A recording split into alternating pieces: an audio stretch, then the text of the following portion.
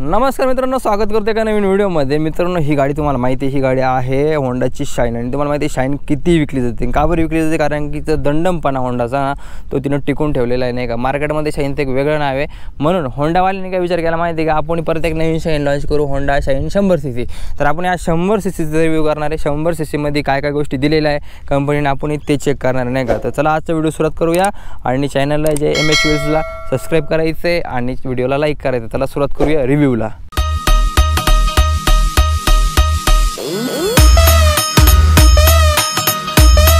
तर मित्रांनो, चावीपासून सुरुवात करूया। सिंपल चावी आहे, ह्याच्यावरती होंडाची ब्रँडिंग बघायला मिळते। डिझाईनचं बोलायला गेलं ना मित्रांनो, जास्त काही असं मेन असं काही ह्यूज काम नाही केलेलं आहे कंपनीनं। फक्त जी 125 होती ना, सेम डिझाईन आहे, फक्त काय केलेलं माहिती आहे का, साईज कमी केलेली आहे, बरोबर आहे का नाही। थोडी मोठी दिसायची, ही थोडी छोटी दिसते, नाही का। पण ॲक्च्युअली मी 100cc इंजिन असल्यावरती छोटीच होणार नाही गाडी। तर समोरून बघायला गेलं तर हे बघा, हे हेडलॅम्प आहे जो की हॅलोजन आहे। हे पूर्ण मटेरियल जे पूर्ण प्लास्टिकचं आहे आणि खाली नंबर प्लेट लावायला जागा आहे, दोन्ही साईडला 2 इंडिकेटर आहे, ते पण हॅलोजन आहे। आणि हे मडगार्ड आहे। आता मडगार्ड पहिल्या साईडमध्ये काय होतं माहिती आहे का, ग्लॉसी फिनिश सोबत यायचं, पण इथे यांनी मॅट फिनिश दिलेली, नाही का। थोडंसं स्टर्डी मडगार्ड म्हणतो, नाही का, अशा प्रकारचा सिस्टम यांनी करण्याचा प्रयत्न केलेला आहे। सस्पेन्शनचं बोलायला गेलं तर मित्रांनो, हे बघा, फ्रंट साईडला आपल्याला रेग्युलर सस्पेन्शन इथे बघायला मिळतं आणि रिअर साईडला जे आपल्याला कॉईल स्प्रिंग सस्पेन्शन म्हणतो, नाही का, तेच आहे। फक्त रिअर साईडच्या सस्पेन्शनची जी साईज आहे ना, लांबी, ती थोडीशी वाढवलेली आहे ॲज कम्पेअर टू शाईन 125। म्हणजे शाईन 125 मध्ये जे सस्पेन्शन होते ना, त्यांच्यापेक्षा थोडीशी साईज वाढवलेली आहे, ज्याच्यामुळे काय माहिती आहे का, वेट कॅरिंग कॅपॅसिटी थोडीशी चांगली राहील, असा पूर्ण सिस्टम आहे। आणि टायर्सचं बोलायला गेलं ना, तर पुढे आणि मागे 17 इंचचे टायर आहे आणि ज्याच्या टायर्स जे आहे ना ट्यूबलेस नाही आहे, फक्त हे जे टायर आहे ना आपले ट्यूब टायरवाला सिस्टम आहे, नाही का। फक्त अलॉय व्हील वगैरे कंपल्सरी प्रोव्हाइड केलं जातं। ब्रेकिंगचं बोलायला गेलं तर याच्यामध्ये CBS ब्रेकिंग येते, कॉम्बी ब्रेक सिस्टीम। त्याच्यामुळे कसं माहिती का, मागचा ब्रेक लावला का पुढला पण ब्रेक जो आहे 50% ॲप्लिकेबल असतो। आणि याच्यामध्ये कोणत्याही प्रकारचे डिस्क ब्रेक वगैरे असं काही येत नसते, त्याच्यामुळे कोणावरती विश्वास ठेवू नका। फक्त मी तुम्हाला जे सांगते ना त्याच्यावरतीच विश्वास ठेवा, असं आहे पूर्ण सिस्टम। थोडंसं ह्या बाजूला आले म्हणजे साईडनं आले तर हा फ्यूल टँक आहे जो की मेटलचा बनलेला आहे। आणि याच्यावरती पण जेवढं पण होंडा नाव आहे, शाईन नाव आहे, नाही सगळं स्टिकरमध्ये आहे। कोणत्याही प्रकारची 3D अशी ब्रँडिंग केलेली नाही कंपनीनं, हे थोडे पैसे कापण्याचा प्रयत्न केलेला आहे, काही अडचण नाही। 9 लिटरचा फ्यूल टँक आहे आणि मोस्ट ऑफ गाड्यांमध्ये ना 10 ते 11 लिटरचा येतो, पण कंपनीने आपल्याला 9 लिटरचा दिलेला आहे, काही अडचण नाही। का बरं माहिती का, कारण की मायलेज जास्त आहे गाडीला, म्हणून जास्त पेट्रोल टाकू नये, कमी पेट्रोल टाकलं तरी काही अडचण नाही, म्हणून कंपनीने आपल्याला 9 लिटरचा टँक दिला आहे। अशा प्रकारचा पूर्ण सिस्टम आहे। हे इंजिन आहे, इंजिन जे आहे ना 100cc इंजिन आहे, जे प्रोड्यूस करतं 5.05 किलोवॅटची पॉवर आणि 8.05 न्यूटन मीटरचा टॉर्क 7000 RPMला, नाही का। आता 5.05 किलोवॅट सांगते मी, जर त्याचं आपण याच्यामध्ये करायचा प्रयत्न केला PS मध्ये तर 7.09 असं समथिंग काहीतरी PS पॉवर येते, म्हणजे सेम पॉवर प्लॅटिनाची याची सेमच पॉवर आहे। BS6 इंजिन आहे आणि याच्यामध्ये E20 फ्यूल कॅपेबल आहे, त्याच्यामुळे घाबरायचं नाही आहे। कोणत्याही प्रकारचं पेट्रोल तुम्ही टाका, त्याच्यामुळे काही अडचण येणार नाही आहे। प्लस याच्यामध्ये ऑइल फिल्टर तुम्हाला कंटिन्युअसली प्रोव्हाइड केलेलं आहे कंपनीनं। आणि kick start plus self start, आणि किकने पण चालू करू शकता, सेलने पण स्टार्ट करू शकता, असे दोन्ही पण ऑप्शन कंपनीने तुम्हाला प्रोव्हाइड करून दिलेले आहे। आणि जे इंजिन आहे ना मित्रांनो, ते फ्यूल इंजेक्शन सोबत येतं, त्याच्यामुळे त्याच्यामध्ये फ्यूल पंप दिलेला आहे। आता याचा फ्यूल पंप एवढा भारी आहे ना, याच्यामध्ये कसं माहिती का, याच्यामध्ये काय केलेलं आहे, फ्यूल पंप आहे ना टँकच्यामध्ये दिलेला नाही, त्याच्यामुळे तुम्हाला टँकमध्ये पेट्रोल ठेवायची गरज नाही। फ्यूल पंप जो आहे ना टँकच्या इथे खाली लावलेला आहे, त्याच्यामुळे काय होतं माहिती आहे का, तुम्हाला ना याच्यामध्ये टँकमध्ये पेट्रोल जरी नसलं तरी काही अडचण येणार नाही, का। कारण की मोस्ट ऑफ गाड्यांमध्ये तुम्ही ऐकलं आहे की टँकमध्ये फ्यूल ठेवणं कंपल्सरी 2 लिटर का होईना, तर याच्यामध्ये याची काही गरज नाही। तुम्ही फ्यूल जरी नाही ठेवलं तरी तुमची गाडी जी आहे एकदम इझिली चालणार आहे। तर अशा प्रकारचा हा पूर्ण इंजिनचा सेटअप आहे।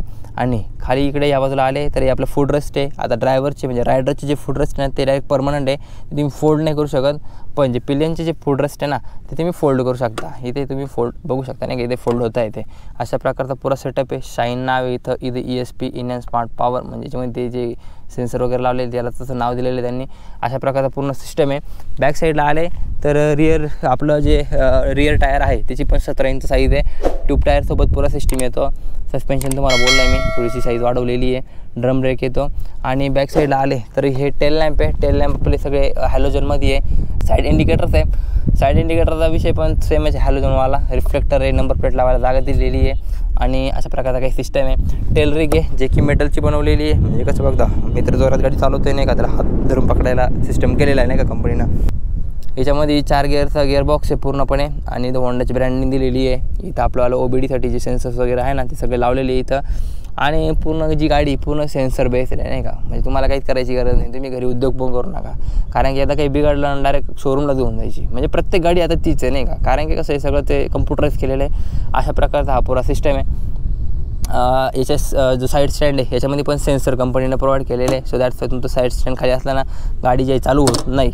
हा पुरा एक्सटिरियरचा जो फंडा मी तुम्हाला पुरा एक्सप्लेन केला. याच्यामध्ये तुम्हाला इंजिन पण पूर्ण सांगितलं आहे मी की इंजिनची पॉवर वगैरे किती आहे, काय किती आहे, कसं कसं आहे. आता आपण बोलूया याचं कम्फर्टनेसच्या बाबतीत नाही का.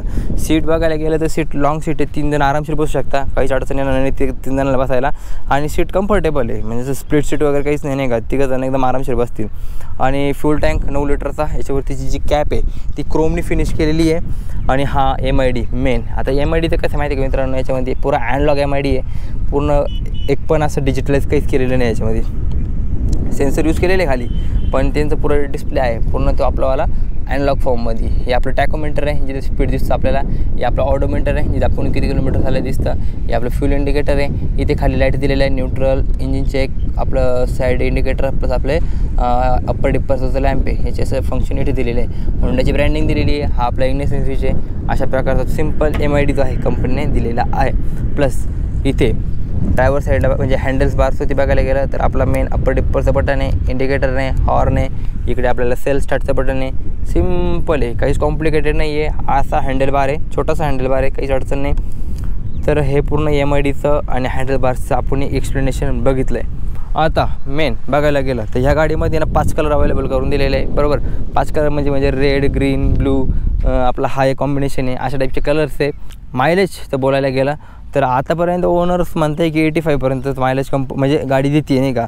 85 किलोमीटर पर लिटरचा मायलेज गाडी देते आहे. पण कंपनी भरपूर क्लेम करते आहे, पण कस्टमरच्या हिशोबाने ते पण आहे. आणि आपण इथं मायलेज टेस्टचा व्हिडिओ बनवू.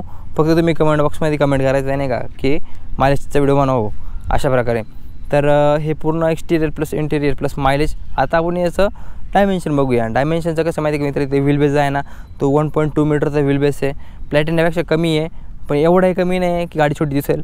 याचं एकदम प्रॉपर व्हील बेस म्हणतो नाही का आपण. म्हणजे कसं राहतं माहिती आहे की मित्रांनो, प्लॅटिनाचा व्हील बेस जास्त असल्यामुळे काय होतं माहिती आहे का, प्लॅटिनाच्या बॅक साईडला बसला का पुढून डायरेक्ट आपला जो हँडल बार आहे ना तिथं कंट्रोलच राहत नाही का, डायरेक्ट पुढून गाडी अशी वरती होते. पण हिचं असं काहीच नाही. हिच्यावरती व्हील बेस एवढा पक्का आहे की कुठे पण बसो पिलियन, तुमची जी सेंटर ऑफ ग्रॅव्हिटी आहे ना एकदम प्रॉपर लोकेशनलाच राहील नाही का. आणि प्लस याच्यामध्ये 168 mm ग्राउंड क्लिअरन्स आहे.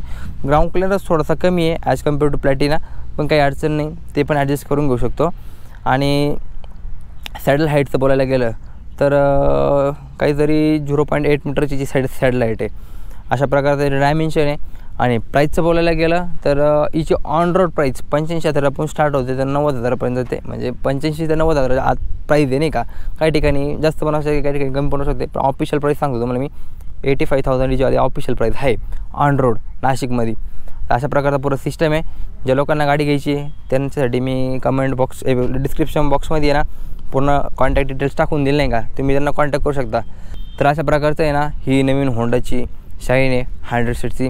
एकाच व्हिडिओमध्ये 8 मिनिटाच्या आत तुम्हाला पूर्ण एक्सप्लेनेशन मी केलेलं आहे मित्रांनो. त्यासाठी तुम्ही चॅनलला सबस्क्राईब करायचं आहे आणि व्हिडिओला लाईक करायचं आहे. चला भेटूया नेक्स्ट व्हिडिओमध्ये.